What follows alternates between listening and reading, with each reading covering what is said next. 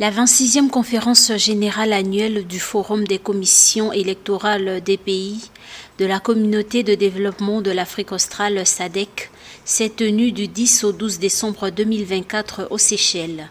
Au cours des discussions, le rôle essentiel de la technologie pour mobiliser les jeunes électeurs et garantir des élections crédibles et transparentes dans un monde de plus en plus numérisé. Dans son discours d'ouverture, le président de la commission électorale des Seychelles, Danny Lucas, a décrit la conférence comme une plateforme pour échanger des idées, engager des discussions dynamiques et forger des partenariats qui renforceront les capacités collectives à adapter au paysage électoral dynamique de la région de la SADC.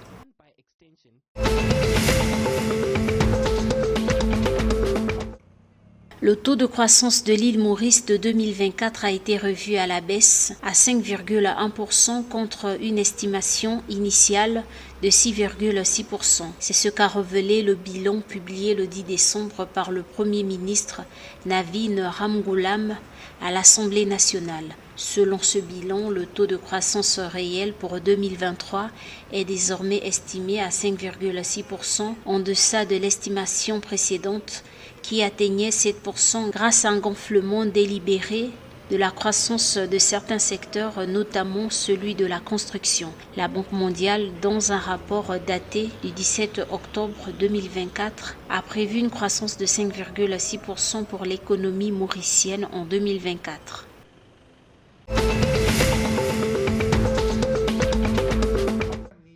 Dans l'optique d'aider les familles vulnérables à affronter les difficultés de la vie, dont l'inflation, le président malgache Andry Rajoelina a lancé le 9 décembre 2024 le projet Timbina.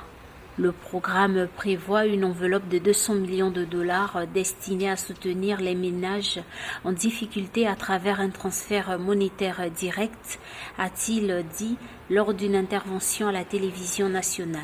Chaque famille bénéficiaire recevra un total de 225 000 ariaris, environ 53 dollars, répartis en 2 paiements, une première tranche versée dès la mi-décembre, suivie d'une seconde tranche prévue la mi-janvier.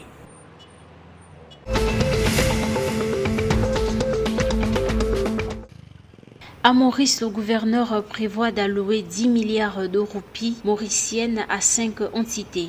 Une annonce faite mardi 10 décembre 2024 par le gouverneur de la Banque de Maurice, Rama Sitanen. Le Premier ministre Navin Ramgoolam a, lors d'une déclaration au Parlement ce 10 décembre, dressé un tableau sombre de la situation économique de Maurice. Armé de chiffres, il a décrit une économie fragilisée, marquée par une dette publique record de 559,1 milliards de roupies mauriciennes à fin juin 2024, soit 83,4% du PIB, un déficit budgétaire aggravé et une inflation galopante.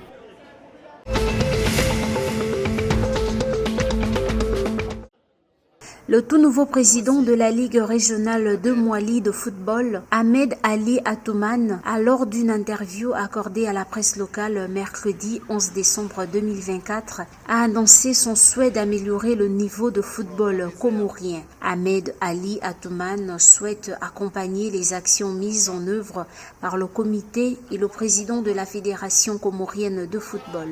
Son ambition est d'instaurer d'ici 2 ans un championnat des U20. Je vais faire en sorte que cela soit réalisable pour permettre aux jeunes qui vont au championnat de ne pas rester sans activité, a-t-il déclaré.